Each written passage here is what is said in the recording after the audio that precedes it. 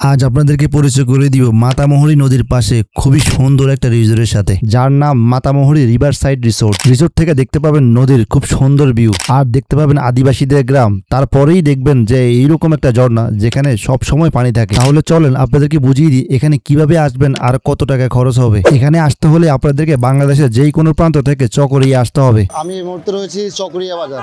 এখান থেকেই লামা বাজার যাবেন, যা বাসে গেলে 80 টাকা আর চাঁদের গাড়িতে গেলে 120 টাকা নিবে। লামা বাজার ঘাটে এসে দাঁড়ালেই দেখবেন আপনার জন্য রিসোর্টের নৌকা অপেক্ষা করতেছে। নৌকা দিয়ে যেতে যেতে আপনারা পাহাড়ের চতুর্পাশের খুব সুন্দর ভিউ উপভোগ করতে পারবেন। প্রায় 20 মিনিট নৌকা ভ্রমণ করে চলে আসলাম রিসোর্টে। এই জুমঘর গুলো পার ডে 4000 টাকা করে, 6 থেকে 10 জন পর্যন্ত থাকতে পারবেন। সাথে অ্যাটাচড বাথরুমও রয়েছে। চাইলে আপনারা তাঁবুতেও থাকতে পারেন, তাঁবুর জন্য পার পার্সন 1200 টাকা করে, আর 3 বেলা খাবারের জন্য পার পার্সন 850 টাকা করে ধরবে।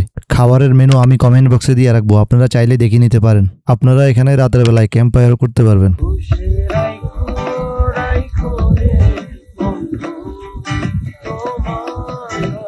পরের দিন সকালবেলায় দেখবেন আদিবাসীদের গ্রাম, তারপরে চলে যাবেন ঝর্ণায়। ঝর্ণায় যাওয়ার রাস্তা একটু কঠিন হলেও যখন আপনি ডেস্টিনেশনে পৌঁছাবেন নিমিষেই আপনার সব ক্লান্তি দূর হয়ে যাবে। আপনারা যদি এই ঝর্ণায় আসতে চান তাহলে অবশ্যই আপনাদেরকে মাতামুহুরী রিভার রিসোর্টে আসতে হবে, কারণ তারাই জানে এই ঝর্ণাটা কোথায় আছে।